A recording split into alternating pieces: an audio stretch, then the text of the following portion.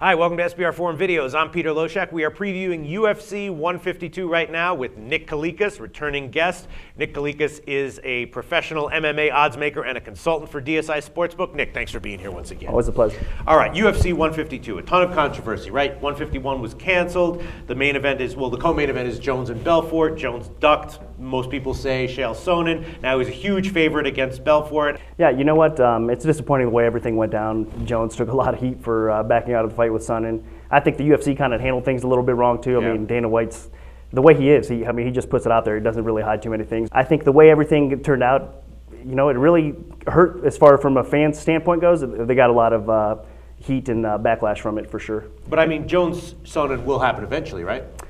Maybe not. I mean, maybe not. No, I don't think. To me, it's a bad fight anyway. I mean, I don't see one way that Sonnen beats Jones. To be honest with you, so if I was Jones, I would have took the fight, even if it was on 8 days' notice. I mean, stylistically, it's a terrible matchup for Sonnen. Really, what's he going to do? He's not going to out wrestle him. He's not going to be better on the feet. He doesn't have better BJJ.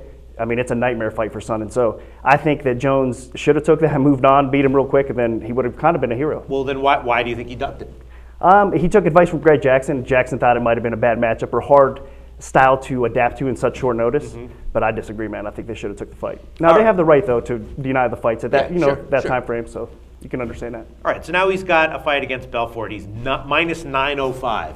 On the other side, Belfort is plus 605. First of all, have you gotten any action on this one way or the other? Actually, a little bit more action is coming in on Vitor, you know, and really, yeah. Well, that's kind of why the line's so high too. Balance it out a little bit with the parlays. Now, to me, it's a gimmick fight. We're not going to try to make a lot of money on this fight. It's just going to be an attraction fight. It's going to get the people to the betting card, period, you know, from top to bottom. It'll bring a little bit more action. But on this fight, it's a gimmick fight. And what about props? I mean, I'm thinking maybe inside the distance, maybe it might be a slightly better bet than Jones, you know, because... And if some places allow you to parlay props too, so maybe a parlay with inside the distance Jones, I think is a fair thing. Yeah. But as far as betting it straight, there's no way you could touch the juice right now. Vitor has an outside chance, you know, on the feet. He's got that knockout power. He's got that experience edge over him, so you can't really count him out. But it's kind of a nightmare matchup for Vitor too. We've seen him getting taken down by lesser ability wrestlers, so this is just a bad matchup, and Jon Jones should really have no problem. Vitor could land that punch, and Jones could be rocked, and a lot of fans are kind of going to be hoping that happens. You know, Jon Jones is turning into a heel. Sure. Yeah.